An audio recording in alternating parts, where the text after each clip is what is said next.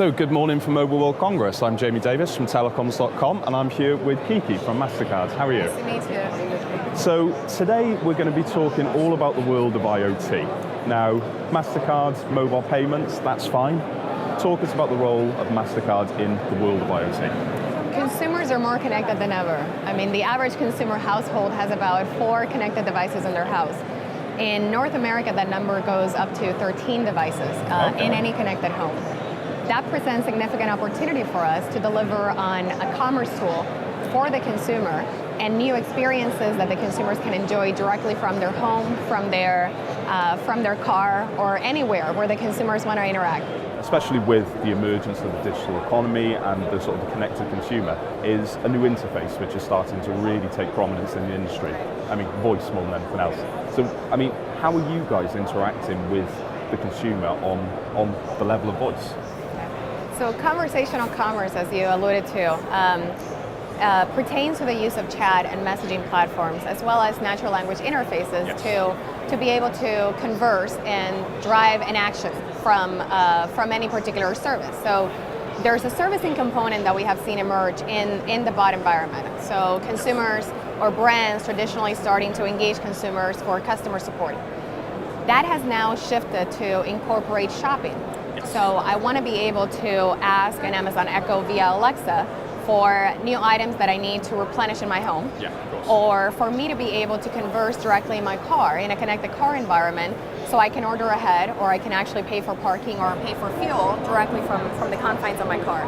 So there's a lot of new interfaces, particularly in the world of IoT, where voice will actually play a significant role. And what we're doing is that we want to make sure that we have significant security across this new set of IoTs, so that we can deliver on the experience without compromising on the consumer's expectation and their promise of Mastercard.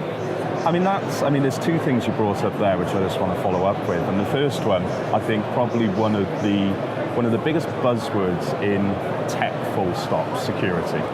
I mean, how are you guys actually telling the consumer and sort of reinforcing the consumer's confidence in these sort of more engaging and open platforms? So at Mastercard, what we have done is we have delivered on a multiple layers of security approach. We built the foundation originally for mobile payments. So what we did is that using tokenization technology combined with EMV level cryptography and IDMV verification from an issuer, consumers can actually rest easy that their credentials are being handled in the best, in the most secure manner, directly by their issuer. We've also deployed our MasterPass digital wallet solution, which can actually be adapted across this new sets of interfaces, whether those are bots within a messaging platform, or if they include even an AR and VR environment. We want to deliver across a number of different experiences in the best possible way.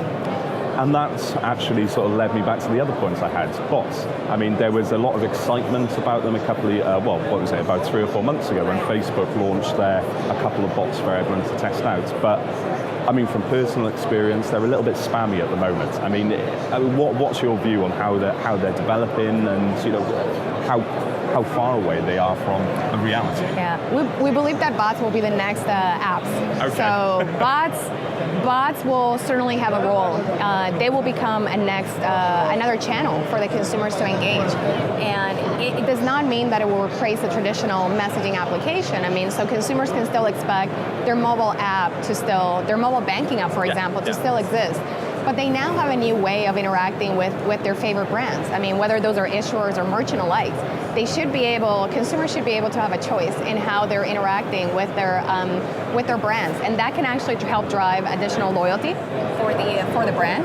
It can help drive even incremental sales. So we know from IDC Retail Insights that consumers that are engaging across different channels traditionally spend between 15 and 35% more, or they have a higher average ticket than the traditional consumer.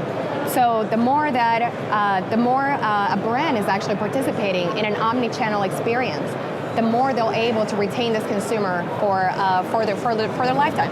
I suppose it's completely removing the idea of sort of 9 to 5. I mean, the digital economy, it's 24/7. You're constantly touching and talking with the consumer, and as bots become more intelligent, AI starts taking place, and you completely evolve in the journey. I mean, is AI playing a particular role in what you're looking at the moment?